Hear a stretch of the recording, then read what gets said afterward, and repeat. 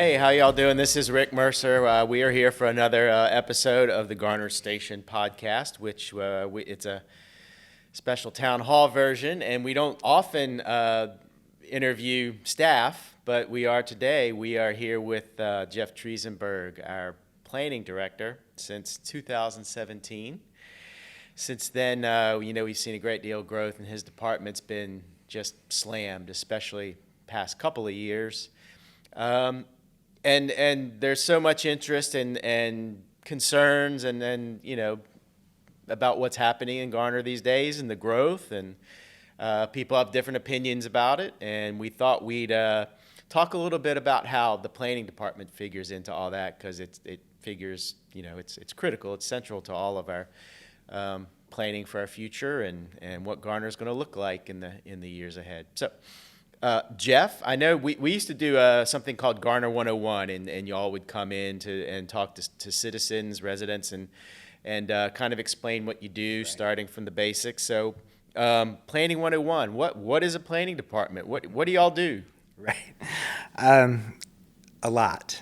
And it's a very wide spectrum of things that we do. So it is somewhat difficult to explain to folks in a way that they can understand. But I think one of the best ways to probably think about it is every community has a vision for what it wants to look like. And here in Garner, we do have our council's strategic plan that kind of establishes an overall vision for the whole community that addresses, everything from development to budgetary issues and things of that nature. So we are definitely focused in on the development side of that. So some of what we do, I would consider the best way to probably describe it is long-range planning. Some folks will call it comprehensive planning. And that attempts to take the community's vision, refine it a little bit further in terms of development, and to establish some goals and objectives for what we want that development to look like and how we get there. So there's almost always usually a section of your planning department in most municipalities, depending on how big you are, that focuses on more of those long-term kinds of goals and objectives. And so that may take the form of land use planning for the future. It can also include transportation planning and how those two will play together. So then we do also have folks that are specifically focused on the future land use and the zoning. Zoning is another big term that you'll hear a lot. So your jurisdiction is divided up into these zones that define exactly what you can do, what you can build, what types of uses you can have, what it needs to look like, how much landscaping do you have, lighting, all of that kind of stuff. So the zoning prescribes that. And then, of course, you have the transportation piece that goes with it. So here in Garner, we do have what I would call a zoning section, and we also have a transportation planner. That gets into a whole other regional body that we interact with for transportation. But again, that's all kind of wrapped up in what I would call the long range. But then it also ties into, of course, then what's happening today and what folks are wanting to build today. So they lead from one and they interplay together as well. So we have a good number of folks in our planning department that are exclusively devoted to plan review, and we kind of usually refer to that as current planning. So reviewing the development proposals from property owners and builders that want to do whatever it is that they're wanting to build, and we review it then to make sure that it matches those zoning rules. So it's kind of this funnel down approach from wide vision to goals and objectives for development to zoning to implementation. So it's that whole range of things, and it can even be as minuscule, I guess, in folks' minds as if they want to put a fence up in their backyard, they need to come to us and make sure that they're putting the fence in the right place. So it can be that focused. So again, wide range, wide range of things that requires a lot of specialists, but also you kind of have to know a little bit of everything in some respects. So you have that framework. It starts with the big long-term vision and framework, and the funnel goes down to the current stuff, and you can really do kind of more drill down stuff all the way down to fencing and stuff. Right. So, and in addition to that, you have your decision-making processes, and that involves not just our staff, our planning staff, but also we have a planning commission, and then of course a town council that ultimately decides on projects. Right. Can you describe the decision-making process? So let's say a plan comes in. How does the planning commission get involved in it, and then what is the role ultimately of the town council? Right. So going back to those zoning rules, those are put together in what we call a unified development ordinance. And within that unified development ordinance or list of zoning rules and regulations, we have a table that prescribes for each kind of use that someone will want to start in the town of Garner a review process and approval process that, depending on which zone that use is in, there's a certain process you have to go through. So that's the first thing that we consult, is go directly to that table to see how it's going to go. Some things only have to go through administrative review. So with staff, those types of things are very objective in nature. The rules that apply to them are easily interpreted. So there's really no need for any extra scrutiny because you have your rules that the community's put in place, and we check to make sure that you're meeting the rules, and you go from there. If it's something that requires, some things require a special use permit, which means they need a little extra scrutiny from someone else at a higher level that looks at broader community goals to ensure that these broader community goals are being met.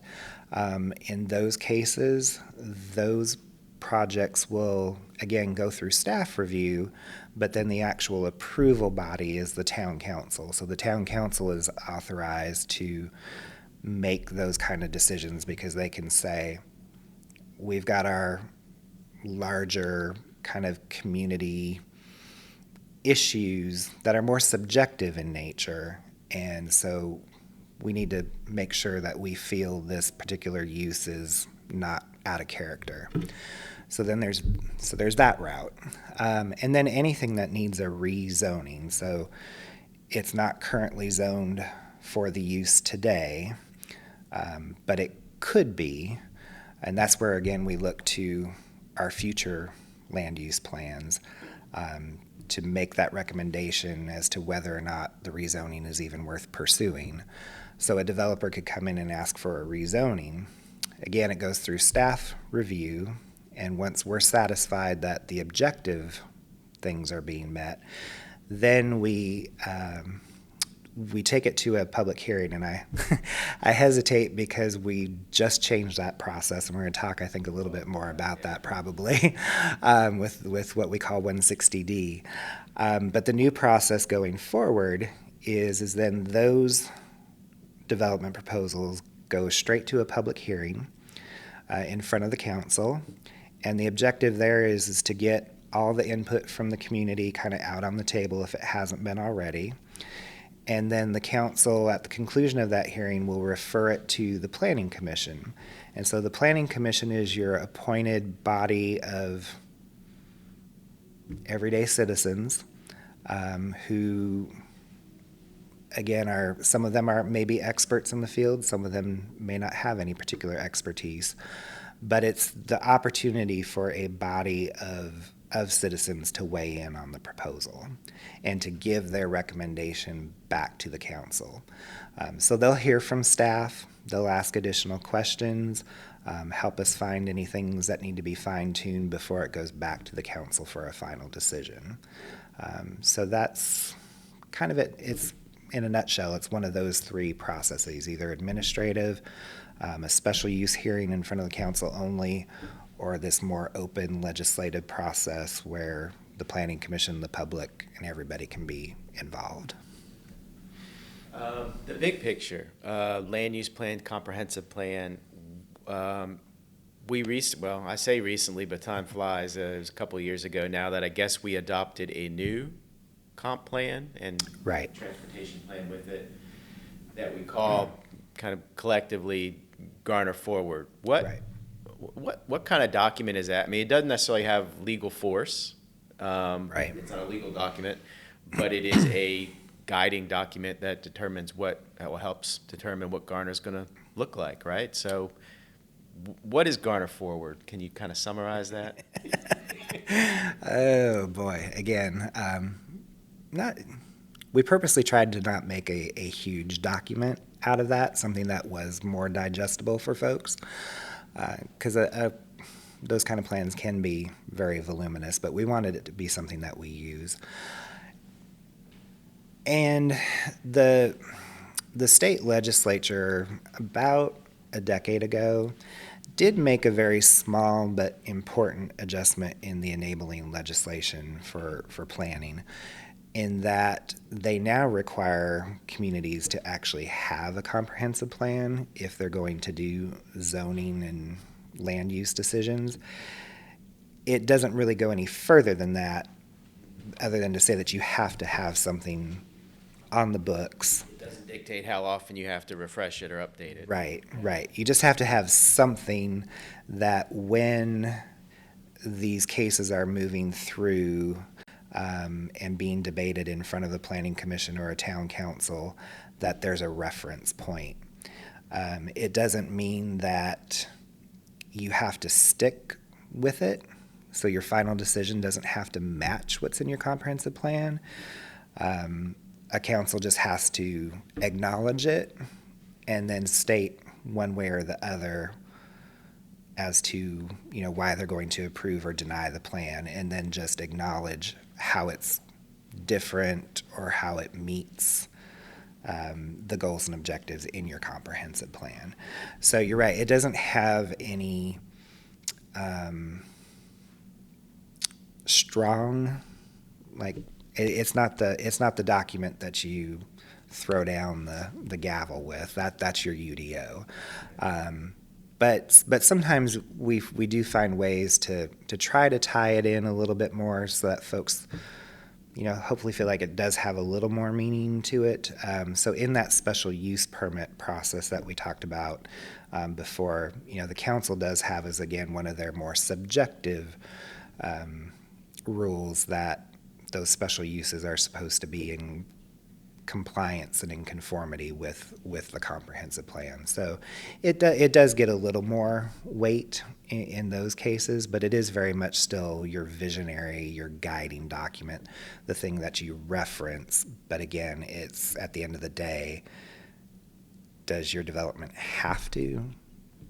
No. We're just not set up that way in North Carolina at this point. But a UDO is different. A UDO is, again, we use a lot of acronyms in government. Unified Development Ordinance. Yes. So what is it? How does it relate to your comprehensive plan? And since it's an ordinance, that is a law. It's a law. It's legal. Yeah. It has legal force. So explain that. Explain Yeah. the UDO. So if I go back to that kind of funneling down that we talked about at the beginning, where you go to vision and comprehensive planning and zoning, that UDO document is the piece that goes with that zoning level. So it's the, like you say, it's the law, it's the local law and the rules that actually implement what's in your comprehensive plan, or at least that's the goal.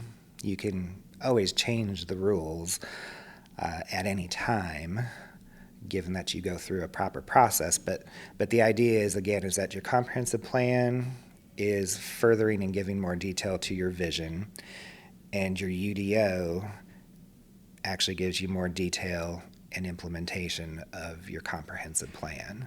So that's the general idea. So everything that's in your UDO should be tied back to a goal or objective that's in your comprehensive plan in some way. And we are in the process of rewriting or at least updating our UDO.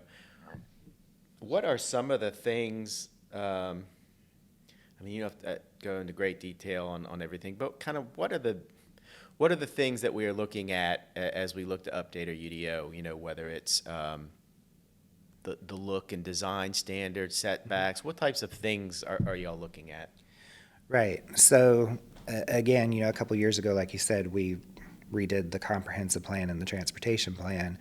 So our existing rules, in some respects, if something changed, the focus changed or the direction changed in the comprehensive plan, which it did in some cases, then logically the next thing you kind of want to do is update your rules and regulations to make sure that, it's truly doing now what the revised, goals and objectives are.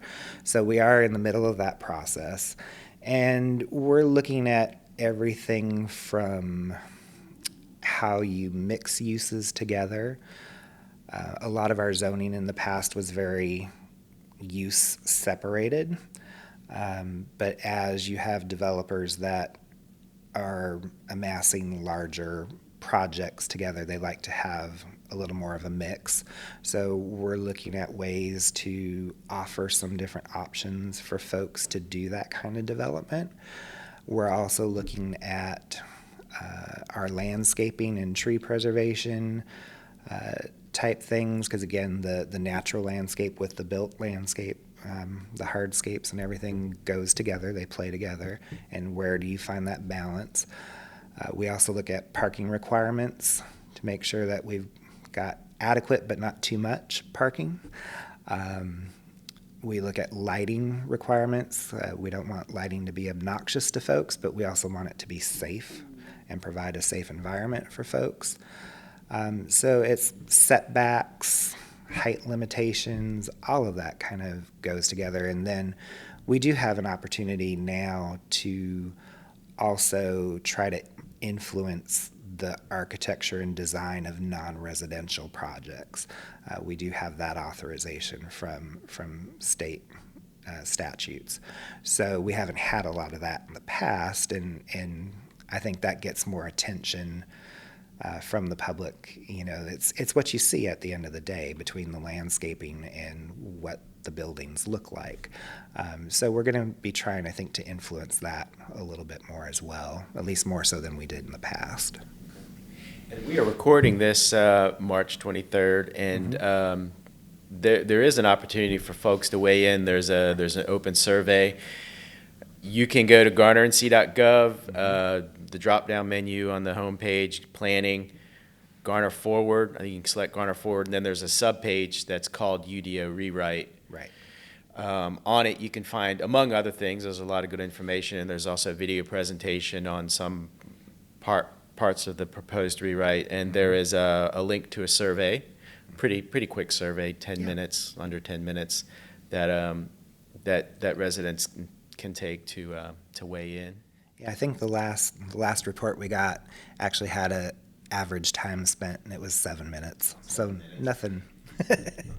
And I'm not sure exactly when this interview is going to go live, but that we're going to keep that survey open until April 5th, isn't that? Right. Yep. April 5th. And there might be other opportunities moving forward too. Oh, absolutely. Yeah.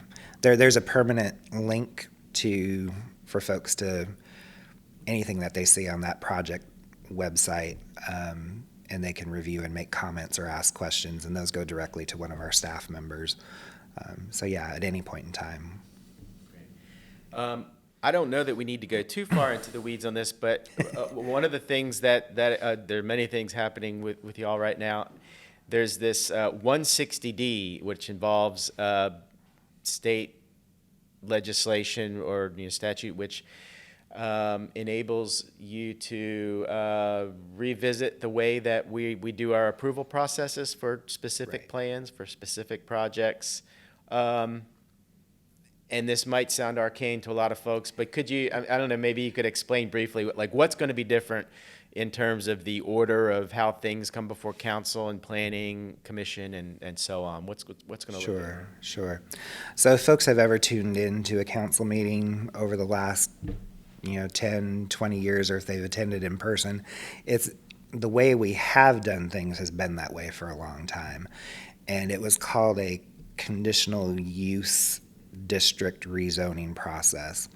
The 160D adoption at the state level, which was really a way to take a set of rules that applied to municipalities and a set of rules that applied to counties and consolidate them into one set of rules. As you can imagine, over time, some things got changed in one set of rules but not in another, and there got to be some differences that weren't intended. So it really was a cleanup effort. But as part of that cleanup effort, the state basically decided that they wanted to ensure a more standardized process across the state for rezoning. And so the process that Garner had been using, we're no longer allowed to do. And it was very confusing for folks if they, like I say, if you've been to a meeting or you've watched a meeting and you observe this, what we call a quasi-judicial process. Part of the hearing was conducted more like a courtroom. The other part of the hearing was more open, and it was always very difficult to kind of draw the line and say, here's where one part stops and the other part begins. That goes away.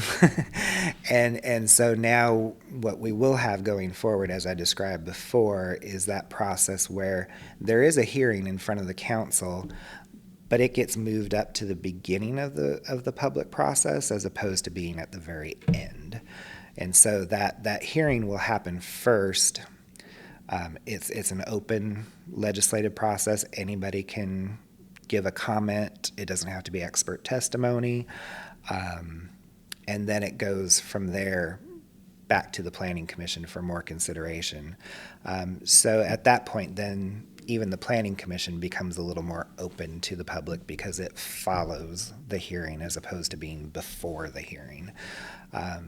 So that kind of is, I think, it in a nutshell. It will be a much more, I feel, open process to the community, and the fact that they won't have these professional expertise kind of restrictions on testimony and things like that. So let's turn to transportation. That's a big one. That's a big topic. Oh yeah, and everybody notices. It's all tied up in growth. It's all tied up in the new developments that get approved. So, and transportation involves regional and state partners, and so we can't, pell-mell just decide what we want to do and impose it on developers. So I don't know how to frame the question broadly. What can we do? What can't we do? What are some of the limitations we face when developers come to us wanting to build? Sure. I think one of the biggest sources of, probably just frustration for folks is just the way the ownership and maintenance systems are set up here in North Carolina. If you come from another state, you're probably used to the State Department of Transportation just being involved in the management of interstates, U.S. highways like US 1 or US 401, or state highways like 54, 55, trying to think of some other ones, Highway 50 here, Benson Road in Garner. But in North Carolina, there's this whole other layer of roads that are the responsibility of the state DOT, and these are your state routes. So if you ever see the little SR number up in the corner of a street sign, that's a state-maintained road and a state-owned road. In other states, those, what we call state routes here, would probably be county roads. Here in North Carolina, the county is not involved in road maintenance and ownership at all. So you're either a state road or you're a municipal road. And so, it's not that it would be probably any easier, but it's definitely not as simple as, going to another local government unit like the county and saying, hey, what are your plans for this road? It's part of this larger, state organization to get some of these roads improved, and you have to get, their approval to do work within the areas that they control. So a lot of the main roads here in Garner, Aversboro, Timber Drive, Vandora Springs, Benson Road, White Oak Road, Jones Sausage Road, Creech, East and West Garner Road, all of those roads that are really outside of subdivisions, those are state roads. So again, a town can do work and we can do projects. There are ways that if the town wants to put its own money to improve a road, we can apply to the state to do that. But, then you get into a whole, is that really appropriate? And shouldn't those, the funding for those come from state funds? So you have to weigh a lot of that.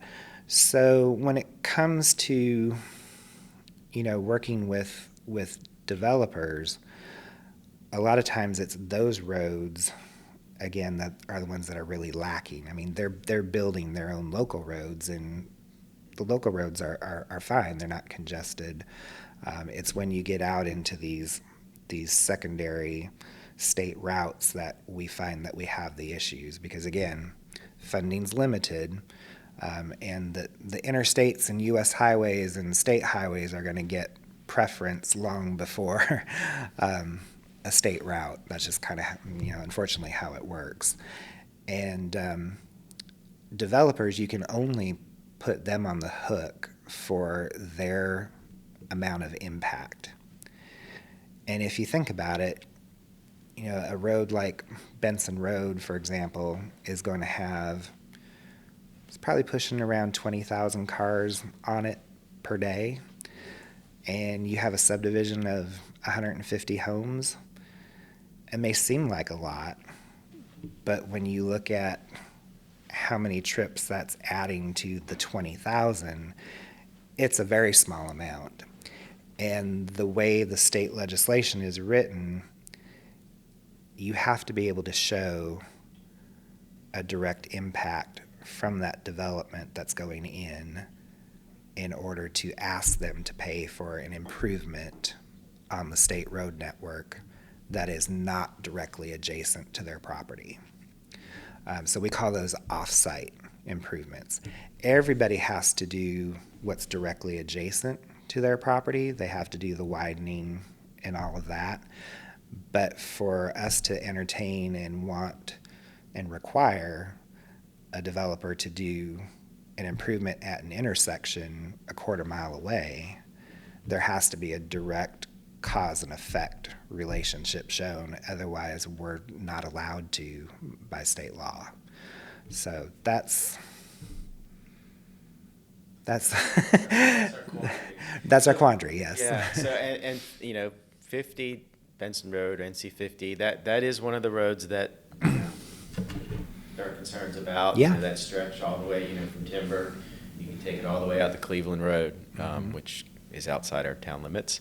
Right. Which, you talk about those 20,000 cars or trips during peak drive times, I guess, and a lot of those cars are coming and going from well outside of Garner. They're coming and going from Johnston County. We have no, obviously, influence over what developments are approved out there. Right. So it would seem intuitively to most residents that, well, there needs to be some sort of regional coordination or solutions, or, how does that work? Are there any is there any recourse to sort of regional solutions to Right. issues like NC50 and all the, there's Right. 20,000 car trips? Yeah. So that's where, the state does try to break it down to more of, it's not a county level, but the state is divided into what they call metropolitan planning organizations. For the general public, I would kind of probably add a qualifier. It's a metropolitan transportation planning organization, but they're called MPOs. And then in the rural areas, they now have an equivalent called a rural planning organization, or RPO. And so, we have these multi-jurisdictional MPOs and RPOs set up to try to plan for things at a regional level. And I would, it's not an envy, a job that I envy that they have to do, because it is very difficult. But I think in particular our local one, which is called CAMPO, the Capital Area Metropolitan Planning Organization, does a great job in making sure that we get our share of the funding that is available. We've got a very, very good team of folks there that we work with. So Garner's a member. We contribute, every member jurisdiction contributes funds to that regional planning organization. Again, the challenge is that there's not enough funding to do all of the projects in that regional plan. So within the region, projects have to be prioritized, and then they have to compete. Again, they've tried to set it up as a very objective as much as they can, so that funds aren't just being thrown around, on a whim or as a favor to someone.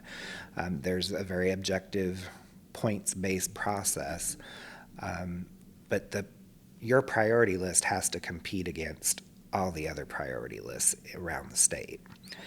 And so again, I think we've got good plans. The problem is there just isn't enough funding to implement everything that's in the plan today. And that's really where those state routes suffer, because again, they're smaller, they're more local, and it's those larger super regional projects that unfortunately kind of end up absorbing most of the funding, and there's very little funding left for those state routes. And those are the ones where we find the issues. Although 50 is a state highway, there's still, if you think about, if you've traveled around the Raleigh area, the other end of 50, Creedmoor Road going up into Granville County, how long has that been a congested little, 2-lane road? Highway 54 between Raleigh and Chapel Hill, that's been a nightmare since I was in grad school. That was only a few years ago, right? Oh yeah, only a few, just the mid to late 90s. Doesn't sound that long ago. But yeah, and so we're still, Benson Road is still competing against those projects. They're trying to, find funds to get those widened as well. So it's a challenge. There's just not enough funding to go around. I mean, the whole region is just growing so fast, and any one of these projects, you're talking tens of millions of dollars. Right. These are high-priced projects. Yeah, these are 8 and in some cases 9-figure projects. So that's really tough. And you talked a bit about what we can and can't really ask developers to do without demonstrating impacts. We haven't talked a bit about transit. That's of course another piece of the Right. transportation equation, and we are making some progress on transit, and we hope to make more in the coming years. We don't need to spend a whole lot of time on that, but there's some stuff on the way, so in terms of enhanced bus transit, and possibly, fingers crossed, maybe some other stuff, right? Mm-hmm. Yep. Yeah, so we have again, all of that is kind of coordinated at this MPO level, and we've got a great partner in Go Raleigh is what they call now. I was going to say cats, Yeah, but they've the former undergone some cats. different kind of Yes. branding over the years. Right. But Go Raleigh has been very, very gracious in looking at extending their operations outside of just the Raleigh city limits. I know they operate some transit routes up in Wake Forest already, and some longer kind of express routes that reach out into neighboring communities. And so within the last few years, they have taken a route that was previously run by Triangle Transit, or Go Triangle, that kind of connected the White Oak area in a few locations along Timber and Aversboro and Forest Hills to downtown. So we now have Go Raleigh, I want to say it's Route 26 or 29. The number escapes me right now. 20. There's 20, oh, that's it. 20 that comes. Yes. Yeah. Yes, the one that comes down Garner Road, Yep. and then makes that kind of that same loop that the Triangle route used to do. And that has been enhanced now. There's more frequent service. That was all part of the larger Wake Transit plan. So we do have a good funding source there to be expanding transit right now. And the next thing that Garner will see, in addition to Route 9, which comes down to the North-South Station area and Walmart, there's going to be what they call a bus rapid transit line. Folks will see the first implementation of bus rapid transit between downtown and Wake Med. And bus rapid transit really is just providing dedicated travel ways to the buses so that they're not being impeded by local traffic and can actually speed up your commute. So there will be a route coming again from downtown Raleigh, that's of course the hub, down to North-South Station. And that project, if you encourage folks to keep paying attention to council meetings, we give updates on that pretty frequently. That is working its way through its pre-planning now. With implementation, I think hopefully by 2028 at the latest, if not sooner. So that's where most of the efforts are right now. And then in the long range, we've even got commuter rail, using the rail line that would stop both in downtown Garner and out in the Auburn community. So yeah, lots of stuff happening there. And they haven't they haven't committed to a time frame for commuter rail yet. Is that right? Again, late, and that may be where I was getting the 2028 and 2029. I would actually say I think BRT is a little sooner than that. But I've heard kind of the latter part of this decade for commuter rail, if it stays on track. Yeah. And that would be a boon for Garner and for the region. Right. Yeah. We're probably behind a lot of metro areas in the other parts of the country on that kind of transit option. I would say that's a fair statement. Yeah. So let's talk about some of the, we're talking about the future. What are some of the bigger projects that are kind of on the horizon? You could talk about projects, you could talk about areas, maybe especially where we expect to see some growth, residential and or commercial. Right. So in terms of areas, that's probably the easiest way to break it down first. We're seeing a lot of growth out on the 401 corridor down towards McCullers Walk. That was an area that for a long time, and it still is, has been limited by water and sewer capacity, particularly sewer capacity. I'll throw that out there. That's one of Garner's biggest challenges, is sewer, because we're part of the Raleigh system, and if folks know where the Neuse River treatment plant is, it's uphill, and sewer doesn't like to go uphill. So everything, right? Yes. So everything in Garner pretty much has to be forced back up to the Raleigh system. And so again, this was an area that had a lot of challenges in order to put new force main infrastructure in place or upgrade what little did exist in that area. But there's enough of things, there's enough pressure now, in the economy and there's enough land that's available that it's kind of we seem to be tipping over, and that can actually happen now. There's enough interest and enough development opportunity to make those sewer challenges that you can overcome them. So we got a lot of things going on there. There's a Costco development anchored shopping center that's been approved recently.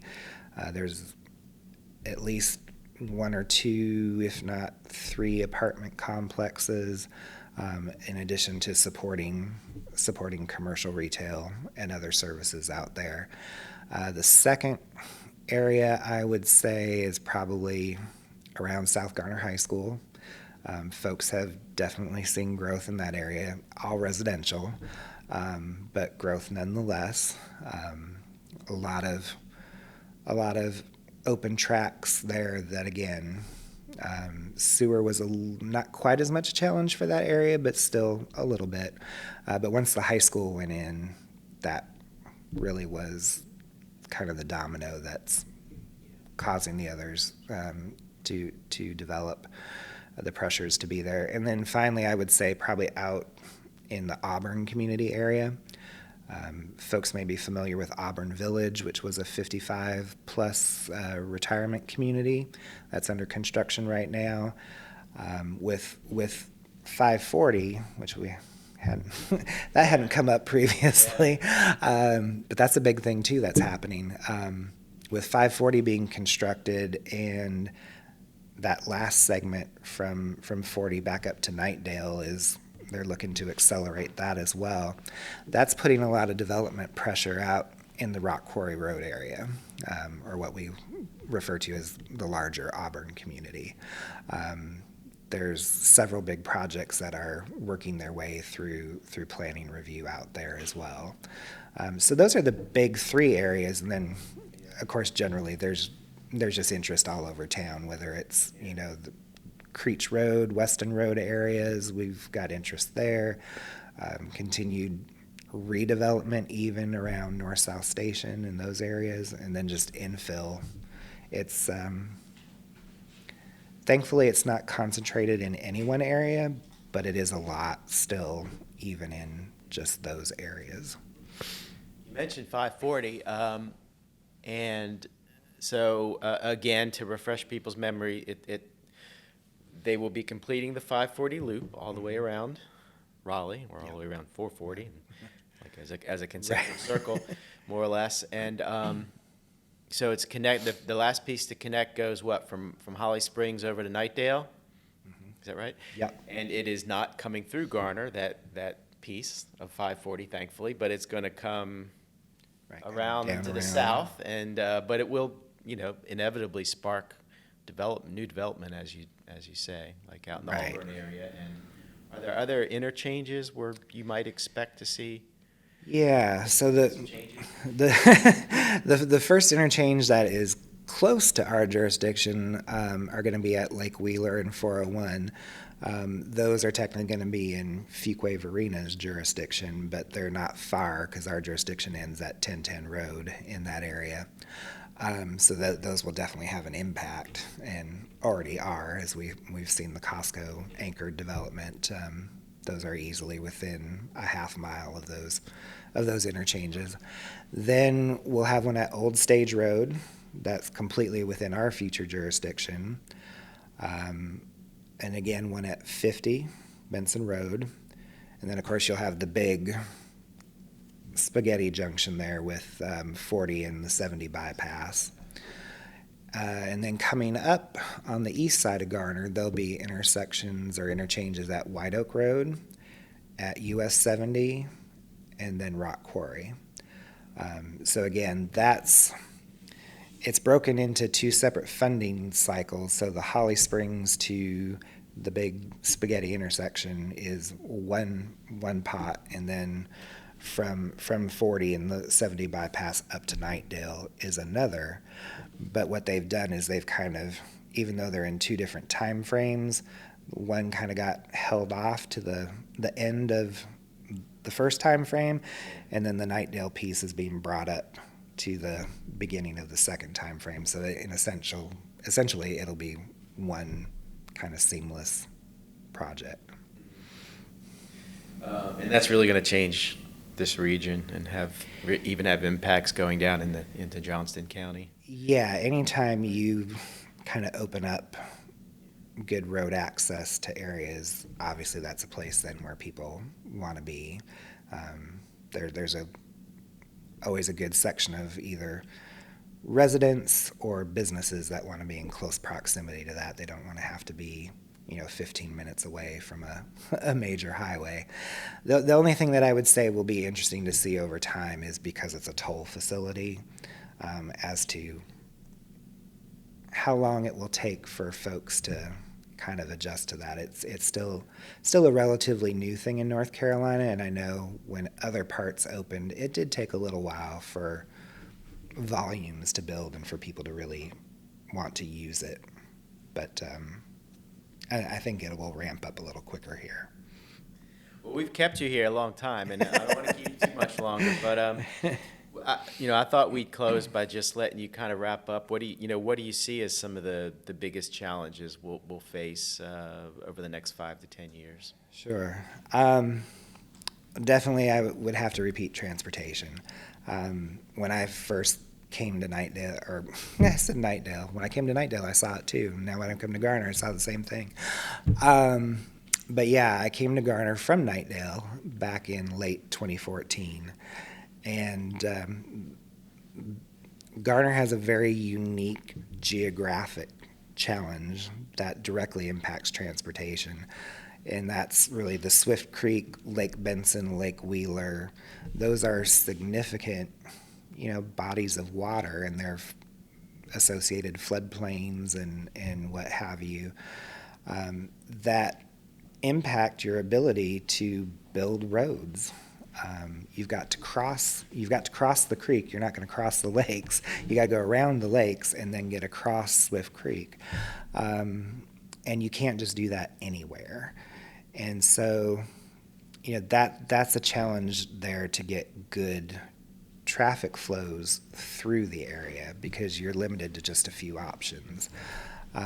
Once you're north of Swift Creek, we don't have as many physical barriers. You still have I-40, and we're still going to have 540. So in some respects, those are limiting as well and can create challenges. But again, at least with not having the environmental challenges there, hopefully that should be a little easier. So there's the transportation, and of course we talked about the funding issues that go along with that. And the other thing I would say, in any rapidly developing community or a community that's developing faster than average, is the whole idea of trying to balance the natural with the built environment, and where does that fall? And when development's not happening as quickly, it's not as jarring. When folks clear for the amount of development that they want to do. And so, now we haven't made any adjustments really to our rules and regulations since the last time, over probably 10 years ago. I think it was back in 93 that the last major rewrite was done, or 2003. And so it's time to take a look at those rules again and see where that balance needs to be. And we hear that from the public, as you would expect. Anytime you have a nice natural, even if it's pastoral, and then suddenly the ground's being disturbed for the development that's coming, it's a shock. But it's a process that you have to go through, and it's a process that you get through. It's just not quick. But ultimately, where do we want to be in that natural landscape versus built environment, and what kind of trade-offs do you make? If you want more of the natural, then are you willing to give a little more on, say, density? Will you allow more to be in a smaller built footprint? So that's kind of the two challenges that I see most is trying to find that balance, and which parts do you want to regulate and hold more tightly to on the natural versus built environment, and then transportation. How do you make it all convenient, hopefully for people to get to and through? Well, Jeff, thank you for taking time out from your very busy schedule. If anyone were to do the tour of the planning department these days, you would just see plans stacked up in piles all over the place. And yeah, we're still in the paper environment. Yeah, you all are working incredibly hard these days. The pandemic has not slowed down your workload, I don't think. No. Much, if at all. No, At least from what I've seen. So thank you for joining us. welcome. We'll have to have you back because there's always stuff to talk about on the planning and the growth front here in Yes, Garner. there And I is. expect there will be for quite a few years to come. So that's it, folks, for this episode of Garner Station podcast. You can watch us on YouTube, and this and other previous episodes. You can also listen to the podcast wherever you get your podcast, whatever platform you prefer. And also, I would encourage you to go to garnernc.gov. You can go to the planning department and learn more about what they do. You can find agendas for upcoming town council and planning commission meetings, and get involved, be engaged. That's right. Take care. We'll see you next time on Garner Station.